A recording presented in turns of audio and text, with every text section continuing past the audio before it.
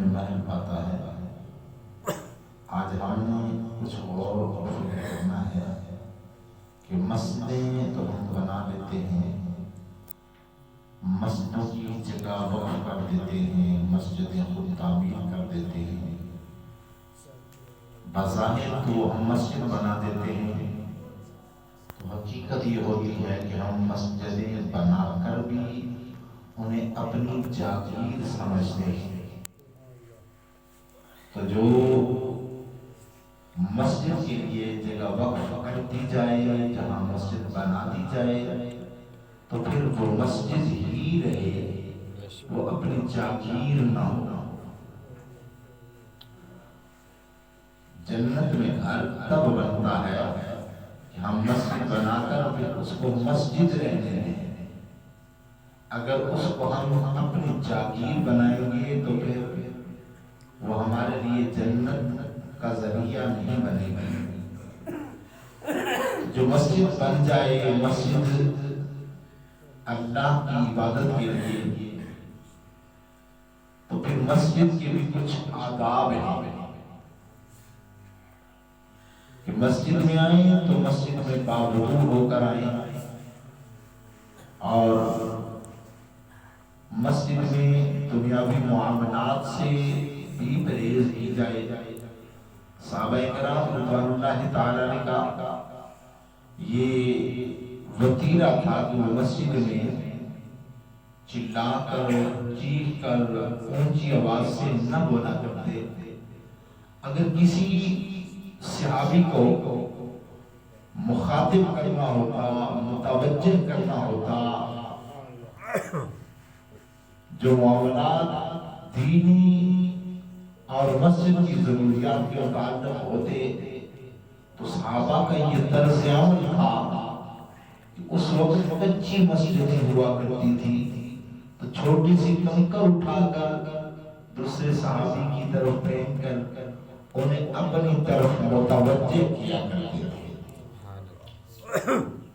تو میرے محبوب کی غلاموں، ہم جب مسجد میں آئیں تو آنے کا طریقہ کیا ہو؟ یہ جس طرح ہر عام و خاص جگہ پہ جایا جاتا ہے اس طرح نہیں، بلکہ بڑے ادب کے ساتھ، تعظیم کے ساتھ، باوضو ہو کر جب ہم مسجد میں آئیں تو پہلے دانا قدم مسجد کے اندر داخل کریں،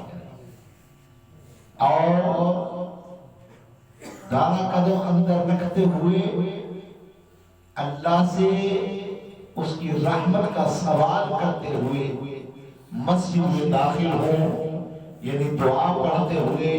کہ اللہم افتح لی ابواب رحمتک۔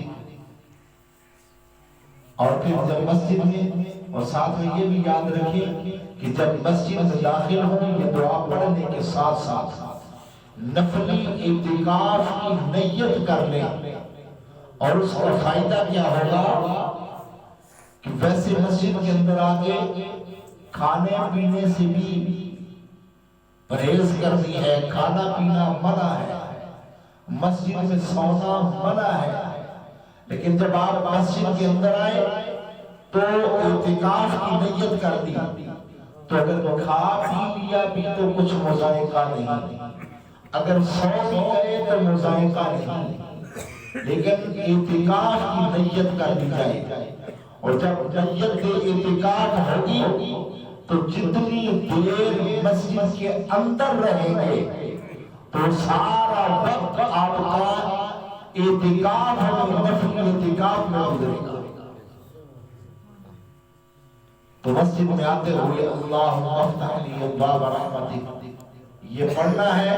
اور دانا قدم اندر داخل کرنا ہے پہلے، پھر بایاں قدم، اور جب مسجد سے باہر جانا ہے تو پھر کیسے جانا ہے